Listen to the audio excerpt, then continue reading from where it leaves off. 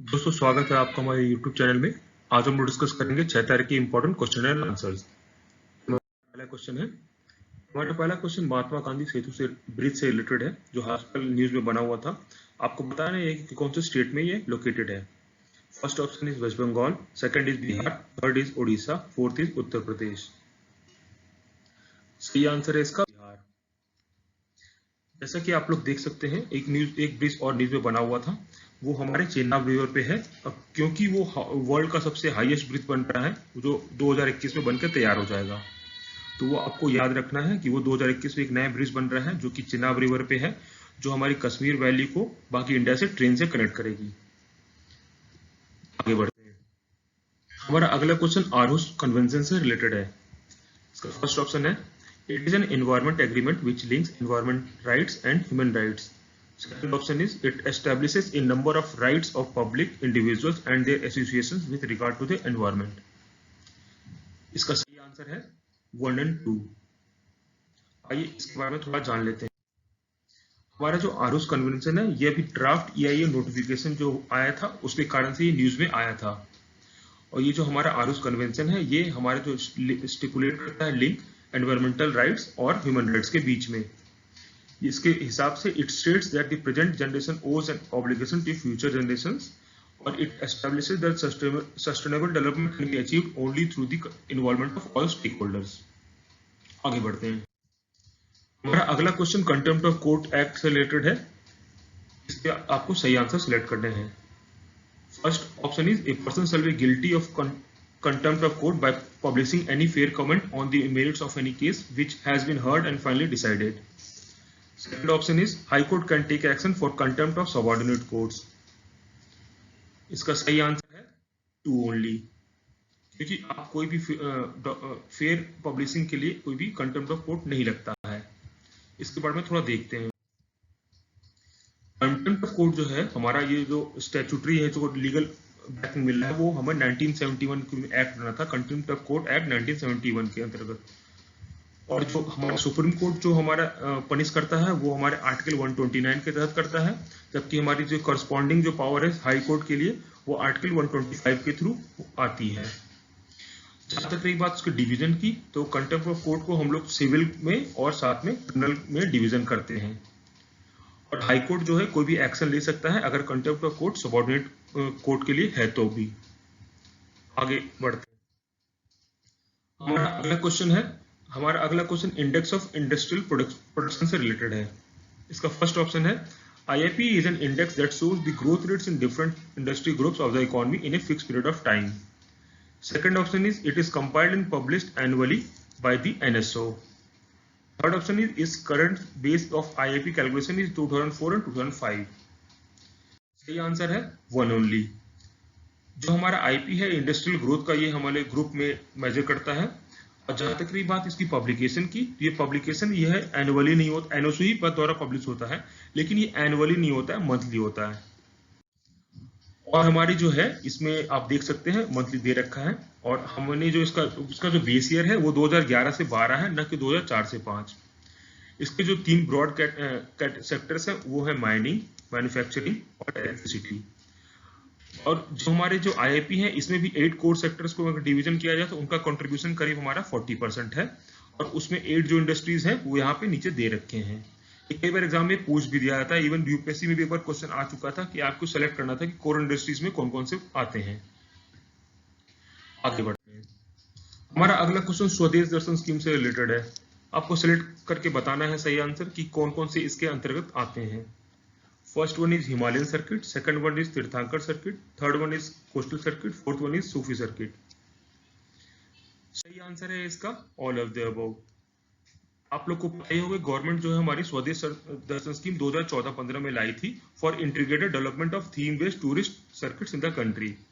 इसको जो है 15 थीम्स के अंदर डिवाइड किया गया था, और ताकि टूरिज्म प्रमोशन के लिए किया गया था।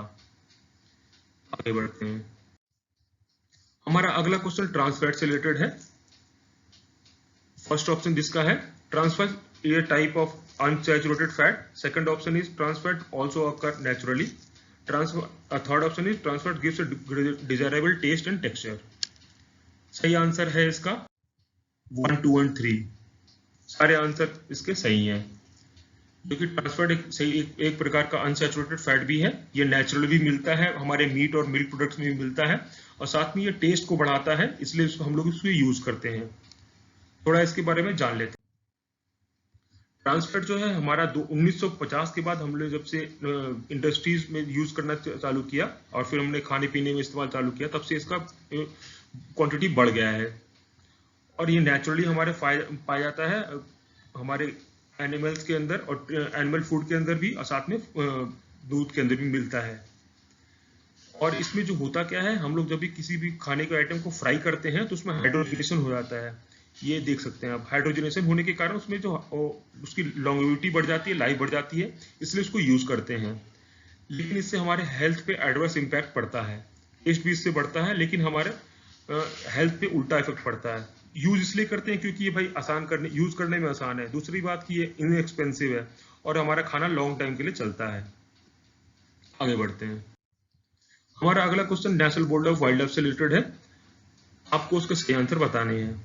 First option is national board of wildlife is a statutory organisation constituted under the wildlife protection act 1972. Second option is it has the power to review all wildlife related matters and approve projects in and around national parks and sanctuaries. Third option is it is chaired by Union Environment Ministry. तो आपको उसका सही answer बताना है। सही answer है इसका 1 and 2 only. ये एक्चुअली चेयर किया जाता है हमारे प्राइम मिनिस्टर के द्वारा, न कि यूनियन एनवायरमेंट मिनिस्टर के द्वारा। और हमारा ये जो बना था, ये national board of wild life, ये बना एक स्टैट्यूटरी बॉडी है जो कि वाइल्ड लाइफ प्रोटेक्शन एक्ट 1972 के अंतर्गत बना था। इसके बारे में थोड़ा देख लेते हैं। ये एक तरह का एडवाइजरी बॉडी है जो कि सेंट्रल गवर्नमेंट को पॉलिसीज और फ्रेम करने में हेल्प करता है, साथ में जो कंजर्वेशन है हमारे वाइल्ड लाइफ का उसमें भी एडवाइस करता है। इसका जो मेन प्राइमरी फंक्शन है वो हमारा conservation and development of wild life and forest है, और इसी के पास वो पावर होती है रिव्यू करने के लिए, कोई भी प्रोजेक्ट्स को अप्रूव करना है around national parks and sanctuaries, और साथ ही कोई भी हमारे जो बाउंड्री में अल्टरेशन नहीं कर सकते हैं बिना इसके सैंक्शन के। अब हमारे इसको प्राइम मिनिस्टर चेंज करते हैं। हमारा अगला क्वेश्चन खेलो इंडिया प्रोग्राम से रिलेटेड है। इसका फर्स्ट ऑप्शन है it aims at providing annual scholarship of 5 lakh each for 8 years at 1000 to 1000 selected athletes. दूसरा ऑप्शन है the scheme is applicable only to sports person who have qualified for Olympics. Third option is it will promote 20 universities as the hub of sports excellence. इसका सही answer है 1 and 3 only. ये ऐसा नहीं है कि सिर्फ ये ओलंपिक्स वालों के लिए ही इनको दिया जाएगा, ये हम लोग को किसी भी स्पोर्ट्स पर्सन के लिए एप्लीकेबल है। इसको थोड़ा डिटेल में देखते हैं। खेलो इंडिया स्कीम के जो है हमारा, ये एम करता है एनुअल स्कॉलरशिप देने का 5 लाख रुपए 8 साल के लिए 1000 सिलेक्टेड एथलीट्स को। साथ ही ये 20 यूनिवर्सिटीज बनाने को है ताकि इंडिया को स्पोर्टिंग एक्सीलेंस बनाने के लिए है। और जहां तक हम लोग पहले जो है स्पोर्ट्स प्रमोट करते थे, वो हमारा फोकस रहता था सिर्फ इंफ्रास्ट्रक्चर पे, ना कि हमारा इकोसिस्टम डेवलप करने पे। तो ये जो हमारा स्कीम लाया गया है ताकि हम लोग स्पोर्ट्स को बढ़ावा दे सके और ओलंपिक्स में मेडल भी ला सके। तो उसका मेजरली फोकस क्या होगा, एंटायर एक स्पोर्ट्स इकोसिस्टम तैयार करना है, साथ में इंफ्रास्ट्रक्चर तैयार करना है, कम्युनिटी स्पोर्ट्स भी तैयार करके हमको प्रमोट करना है, टैलेंट आइडेंटिफिकेशन करना है, साथ में टैलेंट को नर्चर भी करना है, और connecting rural India to global games. और जहां तक रही कंपनीज की बात, कंपनीज जो है कॉर्पोरेट्स भी हैं, वो फंड कर सकती हैं खेलो इंडिया स्कीम को अपने CSR के थ्रू, और ये ministry of youth affairs and sports के तहत आता है। आगे बढ़ते हैं। रिसेंटली जो बैरूत है, ये अभी न्यूज में बना हुआ था, आपको बताना है ये कहाँ का कैपिटल है, इजराइल, लेबनान, जॉर्डन, सीरिया। तो सही आंसर है इसका लेबनान। लेबनान आप देख सकते हैं एक छोटी सी कंट्री है जिसको कि मिडिल ईस्ट में कंट्री है, जो मेडिटेरियन सी के बॉर्डरिंग करती है, साथ में इजराइल इसके साउथ में है और सीरिया इसके ईस्ट और नॉर्थ में है। इसी के साथ हमारा आज का क्वेश्चन आंसर का सेशन समाप्त होता है। आशा करते हैं आपको हमारा वीडियो पसंद आया होगा। कृपया लाइक शेयर और सब्सक्राइब करना ना भूलें। धन्यवाद।